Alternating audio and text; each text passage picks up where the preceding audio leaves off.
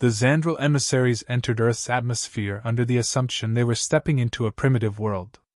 They marveled at Earth's lush landscapes, endless bodies of water, and the scattered clusters of human civilization sprawling over every corner of the planet.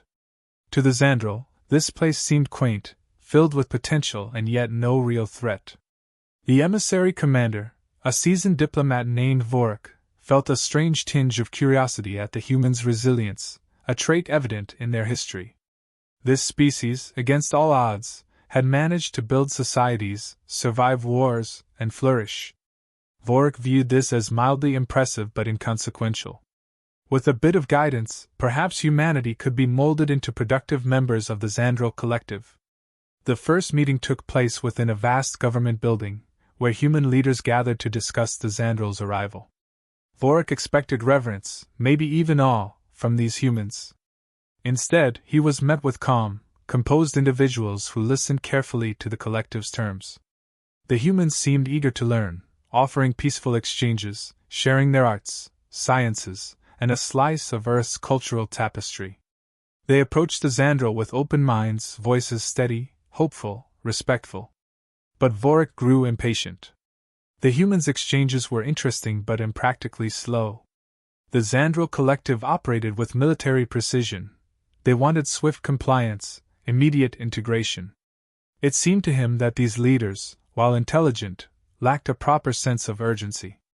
When he proposed the collective's vision of unification under Xandril guidance, he'd expected them to concede readily. Yet, the humans hesitated, expressing concerns over sovereignty, mutual respect, and the preservation of their unique ways of life. This subtle resistance frustrated Vorik. He returned to his ship that evening, fuming. "If these humans won't heed our guidance willingly," he muttered to his advisors, "then we'll have to accelerate matters. Compliance is non-negotiable." In the next meeting, he dropped all hints of diplomacy. He informed the humans that their resistance would no longer be tolerated, that the collective was prepared to take control by force if necessary. For the first time, he saw something change in their expressions, a mixture of defiance, and something else that unsettled him, resolve. Earth's leaders tried, one last time, to keep peace. They explained their stance, their preference for cooperation over conflict. They stressed their willingness to learn, adapt, and coexist. Vorik ignored it, convinced that Earth's compliance was a necessity, not a choice. So, that night, the decision was made. At dawn, Xandril warships appeared in Earth's sky, casting ominous shadows across cities worldwide. Without hesitation, elite squads of Xandril soldiers, outfitted with advanced armor and weaponry, deployed to capture key human leaders, intending to dismantle Earth's command centers swiftly and painlessly. The Xandril collective believed the show of strength would end resistance before it began. But as Xandril forces moved through human cities, they found something unexpected. Human civilians, untrained in warfare yet surprisingly resourceful, responded immediately, using their surroundings to evade, mislead, and disrupt the invaders. What began as simple avoidance quickly transformed into coordinated resistance. The streets became mazes, alleyways shifted into traps, and each building felt like an obstacle, as though humanity's environments were themselves designed for defense. In one sector, a small group of Xandril soldiers descended to capture a government official, expecting minimal interference. Instead, they encountered a group of veterans and survivalists, individuals with experience and strategy, who had anticipated the Xandril's path and lured them into a dead end. When the soldiers tried to turn back, they found their route blocked by makeshift barricades, with humans expertly using limited resources to create obstacles. With surprising speed and efficiency, the humans ambushed the soldiers, repurposing basic equipment to disarm and disable the aliens. In rural areas, hunters and local residents took to the wilderness, using their knowledge of the land to elude pursuit. Xandril tracking devices faltered in dense forests and mountainous terrain, where the humans' familiarity with their environment gave them a distinct advantage. Whenever Xandril forces thought they had humans cornered, they found their prey had vanished, using the land as camouflage and leaving only confusion behind. The Xandril began to realize their advanced technology meant little in environments where human adaptability ruled. reports from across the planet came in, describing similar encounters. The Xandril, trained for direct confrontations and accustomed to lesser resistance, grew frustrated with humanity's unpredictability. In every ambush, every retreat, they saw ingenuity they had underestimated, humans using terrain, improvising weapons, and outmaneuvering the very soldiers who had come to subjugate them. Unsettled, the Xandril started to question their assumptions, realizing that humans didn't need advanced weaponry to become formidable opponents. They simply needed the will to defend. The collective's leadership demanded progress reports, but the response from the ground forces was laced with doubt.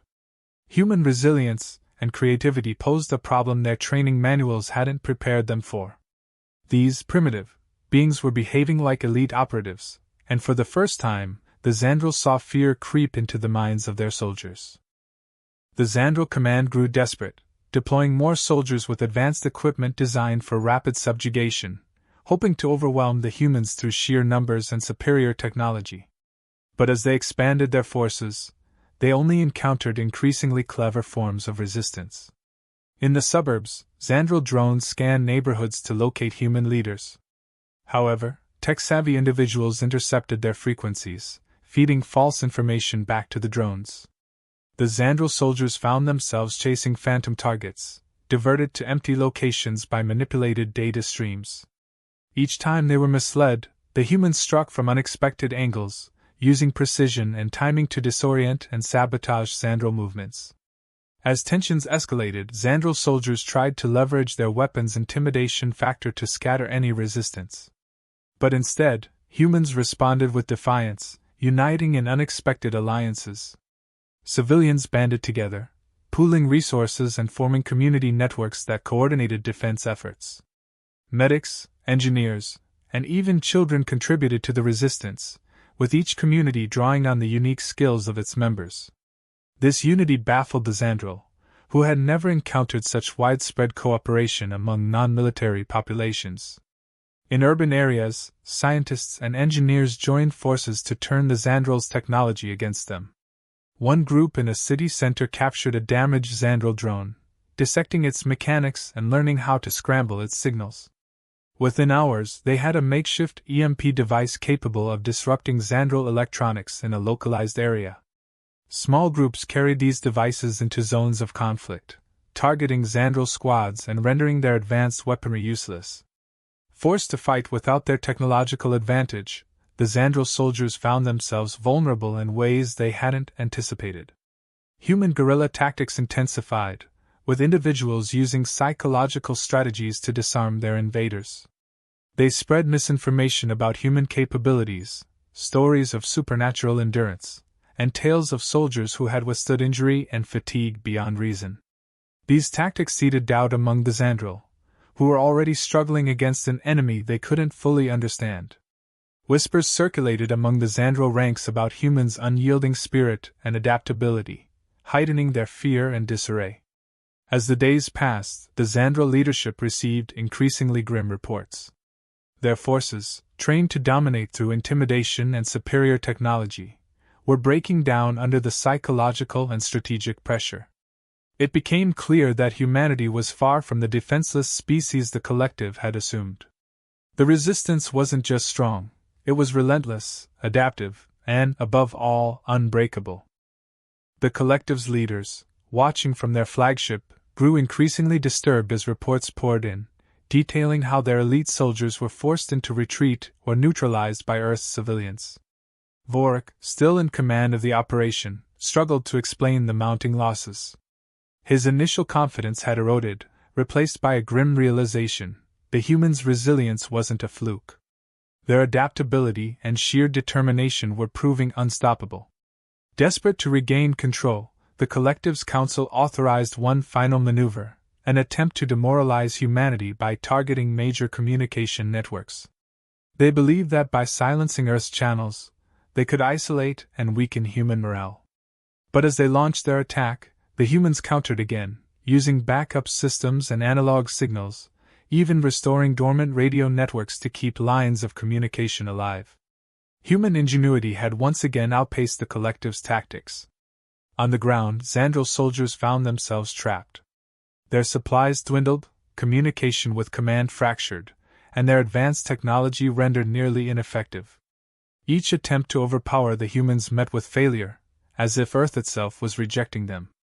Forced to abandon their posts, many soldiers slipped away under cover of night, hoping to evade detection. Yet even then, they felt the eyes of humanity upon them, an invisible presence tracking their every movement, making their escape feel impossible. In a final desperate encounter, Vorik himself descended to Earth, hoping to negotiate. He arranged a meeting with a handful of human representatives in an abandoned field, far from urban areas, hoping the isolation would allow for a show of strength. But as he arrived, he was met with nothing but silence and watchful eyes. The humans, calm and composed, listened as Vorik stammered through his demands, each word losing force under their quiet, unyielding gaze. They answered him simply. They wanted peace, but they would not submit. They were open to cooperation, to alliances, but if the Xandril sought control, humanity would resist. Vorik, worn and defeated, returned to his ship with their words echoing in his mind. The collective withdrew, issuing a quiet directive across their empire: Earth was not to be touched. The report was clear: though humans were inherently peaceful, they were far from harmless. As the collective's fleet disappeared into the stars, a single phrase resonated throughout the Xandril ranks, a warning for any who might seek to subjugate the humans. Never mistake peace for weakness. As the Xandril collective's retreat became known, Earth's citizens emerged from the shadows, processing the hard-won victory. The unified resistance had come together almost instinctively, leaving a sense of pride and camaraderie that crossed borders and languages. Communities began sharing stories of bravery, celebrating those who had risked their lives to protect others and outwit the invaders. News of the retreat traveled quickly, and from villages to cities, humans collectively exhaled with a new understanding of their resilience. Amid this newfound unity, leaders from different nations convened, discussing the lessons learned.